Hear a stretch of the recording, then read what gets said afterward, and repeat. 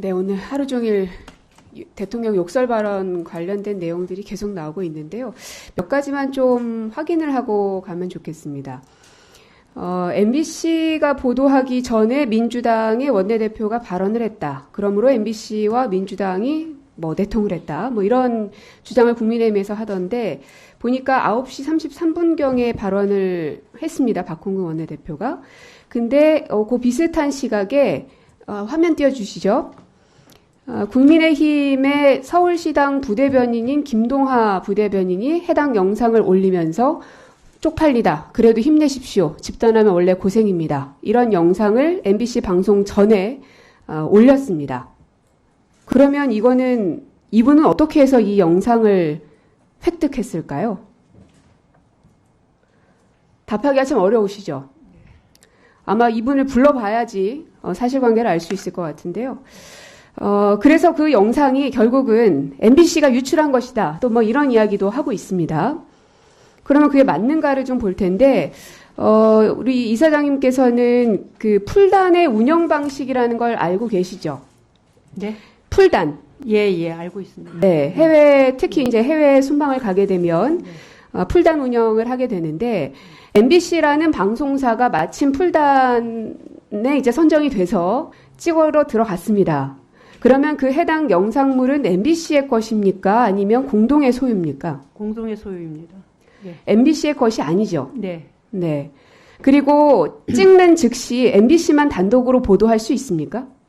그렇지 않습니다. 예, 엠바고도 있었고 풀단에 다 공유한 것이기 때문에 단독 보도할 수 없습니다. 네. 단독 보도가 불가능합니다. 네.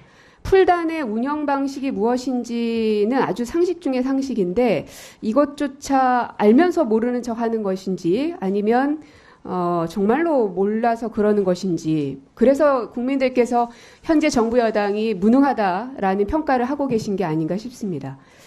이런 부분들을 확인하려면 결국에는 그 당시의 사실관계를 확인해 줄 수 있는 김은혜 수석 그리고 대통령실에 있었던 대외협력비서관에게 뭔가 사실관계를 확인해야 되는데 어찌된 일인지 양당 간사께서는 증인으로 채택을 안 해주고 계셔서 참 답답한데요. 또 이제 그 바로잡으려는 노력도 필요하다 이런 이야기들도 나옵니다. 언론의 기본적인 소명이기도 합니다. 반드시 필요한 것이고요. 그렇죠? 그러면 바로잡으려는 노력은 해당 발언을 한 사람 그리고 그 발언을 한 사람의 주위에 있거나 그쪽 측에 있는 사람들이 거기에 대한 확인하려는 노력들이 필요하겠죠. 그래서 때로는 반론을 제기하기도 하고요. 그러려면 사실 바로잡으려는 노력을 했어야 되는 사람은 제가 보기에는 김은혜 수석 혹은 대통령인 것 같습니다. MBC로서는 그래서 더 억울할 수밖에 없다는 생각이 들고 그래서 MBC를 비롯한 수많은 언론사들이 그러려면 우리도 똑같이 고발해라 이런 이야기까지 지금 나오고 있는 형국이거든요. 그래서 국민의힘에서는 고발의 번지수를 대통령과 김은혜 수석으로 향하셨어야 되는데 잘못 찾으신 게 아닌가 하는 생각이 좀 듭니다. 그리고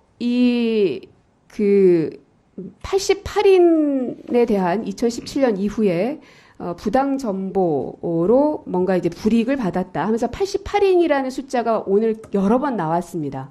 그래서 그게 어디서 나왔는가를 좀 살펴봤더니 아까 말씀드린 한 5, 60명 정도 조합원 수를 가지고 있는 MBC의 제3노조에서 88인이 뭔가 부당한 저기를 받았다라고 지금 주장을 하고 있는 겁니다.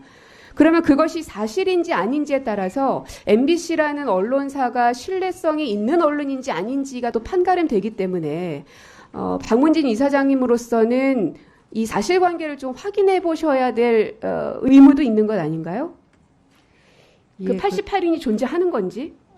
그렇지 않아도 이 부분이 계속 제3노조에서도 제기하고 그래서 저희가 MBC 쪽에 상황이 어떻게 된 거냐고 물어봤고 또 이사회를 통해서도 경영본부장을 불러서도 묻고 했습니다. 그런데 MBC에서는 파업 불참자라든지 이런 것 자체를 파악한 적이 없고 88명이라는 것이 도대체 어디서 나온 이야기인지 모르겠다고 얘기하고 있습니다. 그리고 블랙리스트라는 것 것이 그러니까 과거에는 그러니까 리스트가 있었던 것이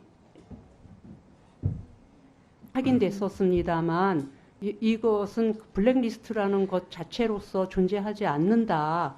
네, 지금 답변을 말씀하신 들었습니다. 것이 네. 이제 사측의 입장인 것인데요. 그러나 그 5, 60명 되는 제3노조에서 88인이 있다라고 주장을 하고 있으니 그러면 어떤 근거로 88인이 나왔는지 오히려 그쪽에서 명단을 제출해야 될 것으로 보입니다. 그래서 사실관계를 명확하게 하기 위해서라도 이사장님께서는 제3노조를 통해서 그 88인의 명단이 어떻게 되어 있는지, 블랙리스트가 어떻게 존재하는지 그분들을 통해서 좀 확인을 해주려는 노력 부탁드리겠습니다. 예, 가능한지 알아보겠습니다.